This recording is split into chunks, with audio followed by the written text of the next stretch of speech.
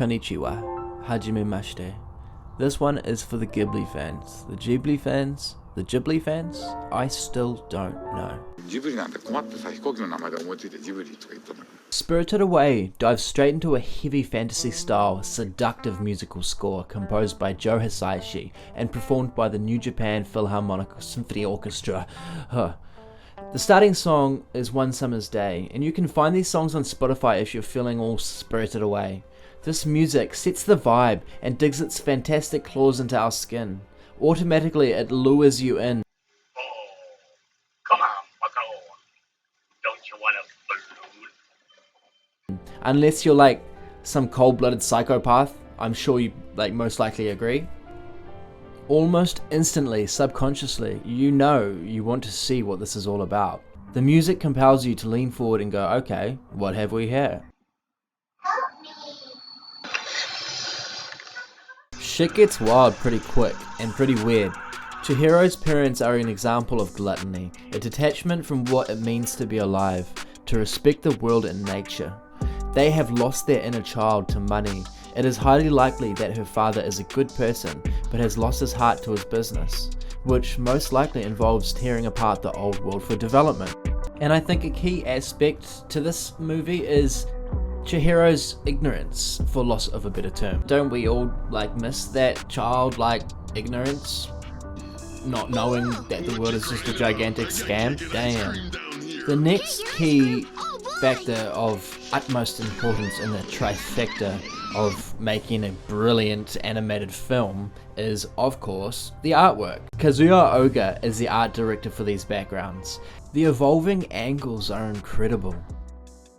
For example, we are introduced to the bathhouse front on, but as the movie progresses, we are allowed to see more and more of it, giving the effect it is a giant place, until near the end, we get a good solid side view involving the background and the front, admitting that the bathhouse is not as large as we believed. Like at the start of the movie, Chihiro's mom mentioned that some people believe that there's tiny spirits living in the little concrete houses along the pathway. There's so much going on in these small spaces, and the developers tearing these spaces down, they don't realize how much they're really tearing apart. Sacred places that have been thriving for thousands of years just to build monuments of concrete void of spirit. But that's another subject. The power to evoke our emotions with music is one of the film's greatest qualities. The fusion of the music with the endless art style opens our imagination and subconsciously motivates that urge to explore the unknown. For example, the train scene. The train symbolizes a journey, leaving one place for the next. We join Chihiro as she dives into the unknown in a dreamlike departure, and the fact that it is a one-way ticket means you have to commit.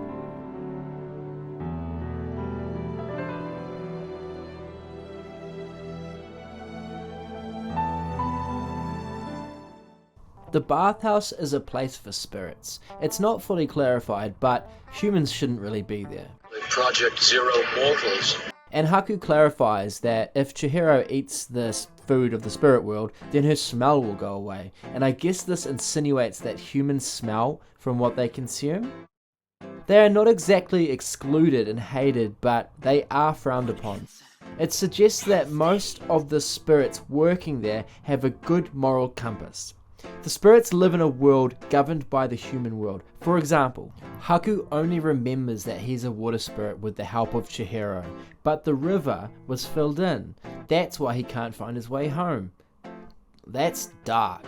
Anyway, humans are developing a new world unfit for the old traditions. It's like the spirits are a well thought out personification of the old ways and traditions. There's pretty much subliminal positive morals and messages being conveyed here.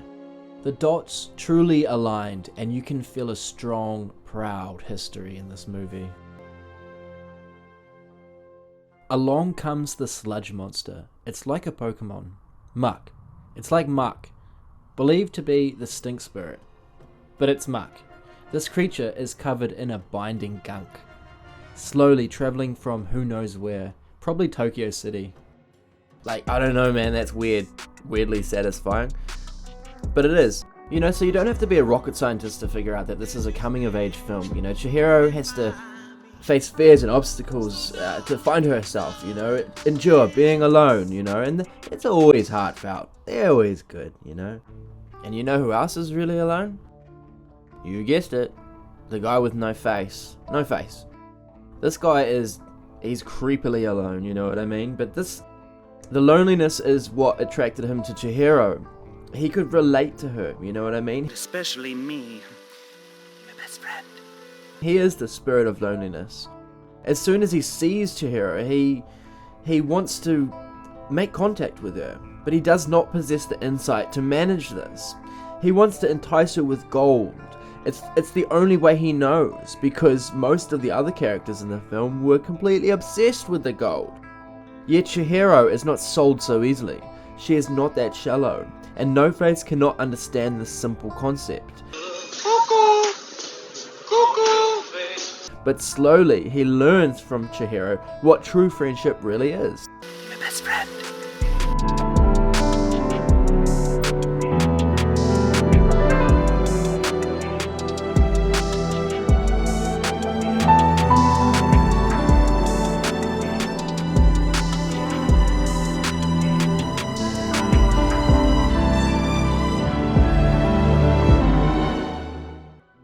To understand each character individually. Haku has been put under a spell by Yubaba. With no home and no place to return to, he is a lost spirit, innocent in his own right. Like No Face, overindulgence and aloofness is his sin. He only wants to not be lonely. Yubaba is pretty twisted, and I don't think I'll really ever understand what's up with her keeping her giant baby inside and like manipulating it to think that the outside world is unsafe. If you don't shut your fucking mouth, I will kill you. Happy to take from others, happy to control and reap the benefits. The people in charge of destroying the Kohaku River are like Yubaba in a way, but you know, Yubaba, I don't know. I don't really understand Yubaba, but you get what I'm saying. You know, I don't really know if there is another film that's as masterful and adventurous as Spirited Away, and if you do know, can you please tell me? So I don't miss out, because I don't want to miss out. It's a culture dive into religion, coming of age, fantasy. It's musically brilliant, you know, it's an expression of art. Hayao Miyazaki shot. And isn't that what a film's meant to do, is take us outside of ourselves, distract us and put us on a journey, you know? It's the goods, you know? And this is the goods. And I could go on and on and on about this film, but I didn't want to, like, unravel it too much. I want to be able to watch it again, you know what I mean? Like, once you understand a magic trick, well, it's not a magic trick anymore, eh?